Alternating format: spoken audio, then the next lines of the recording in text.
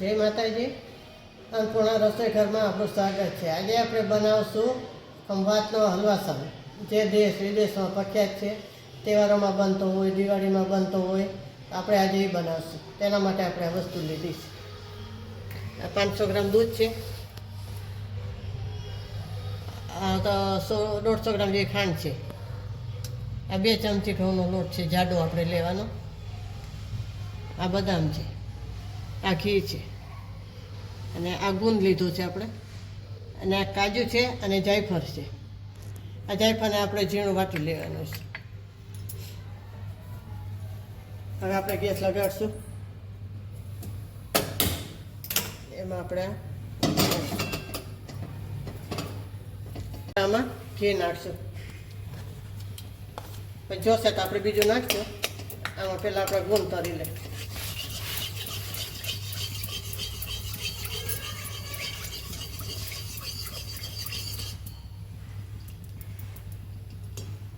એમાં આપણે આ ગુંદ તરી લઈશું, થોડો થોડો તરશું.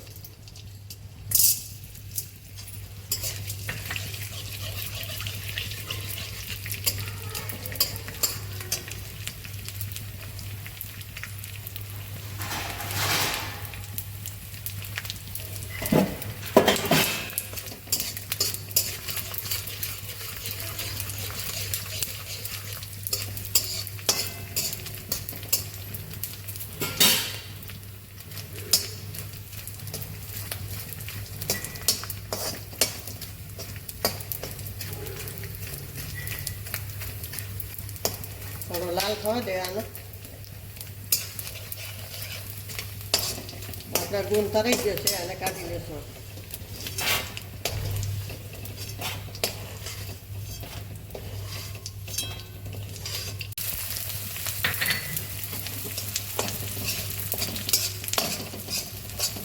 ઘી આપણું એકદમ ગરમ થઈ ગયું છે, એટલે તરતા વાર ના લાગે. આ ઝીણો છે, થોડો ઝીણો જાડો બી ભેગો લીધો છે. હવે આ આપણે કાઢી લઈશું.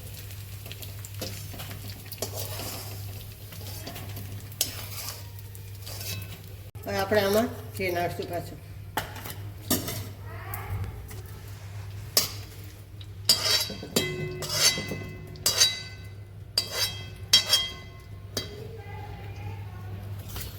ને આપણે આ લોટ શેકી દઈશું.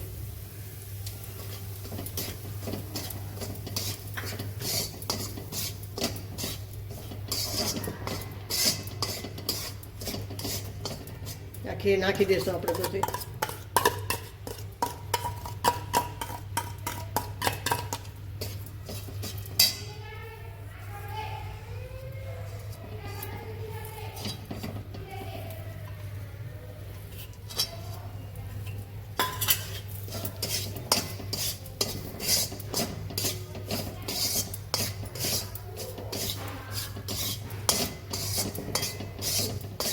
હલવાસન બનાવો એટલે આપણે લોટ તો જાડો જ લેવો પડે.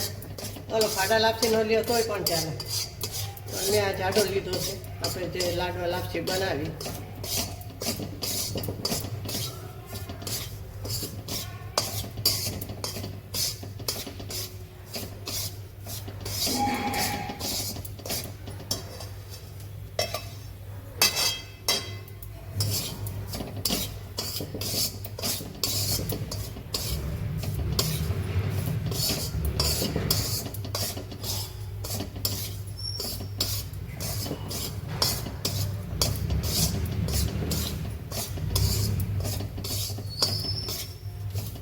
એમાં આપણે દૂધ નાખી દઈશું. ગરમ કરેલું દૂધ છે.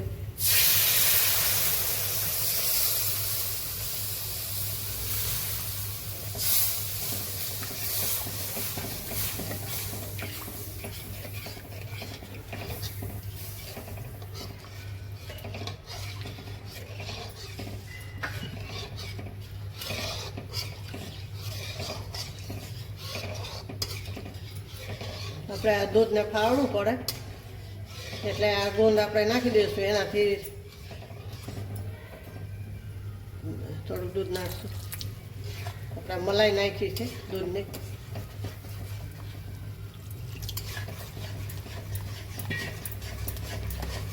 હવે આપણે આમાં ગૂંદ નાખી દઈશું.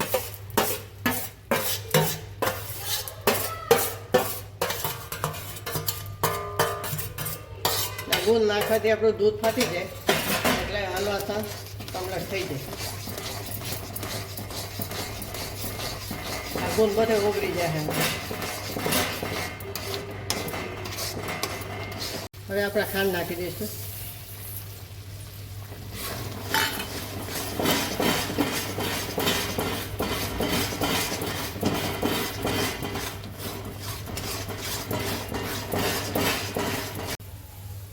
હવે એમાં આપણે કાજુ નાખી દઈશું. આ બદામ નાખી દઈશું.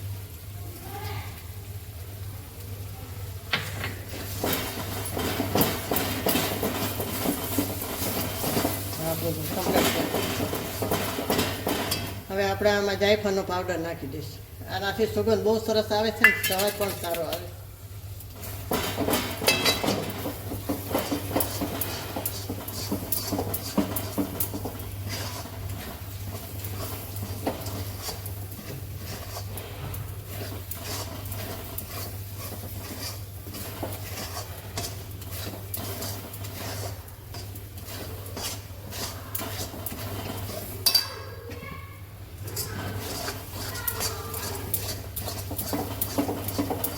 કાજુ બદામનો ભૂકો કરી નાખવો હોય તોય નાખાય, પણ મેં આખા નાખ્યા દેખાય એમ. મિક્સરમાં કસ કરીને કરવા હોય તોય થાય.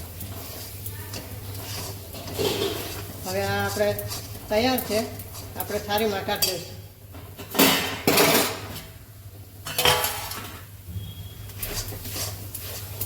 આમાં કાઢી લઈશું.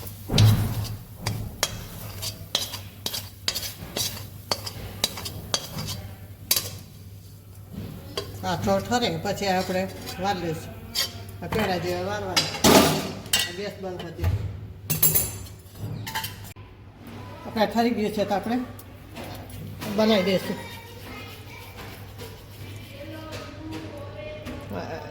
આવી રીતના બનાવી દેવાના.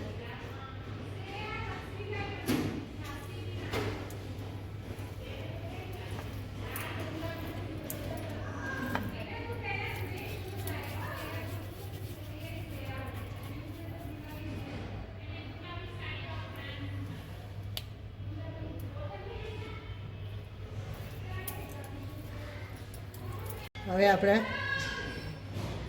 કાઢી દઈએ.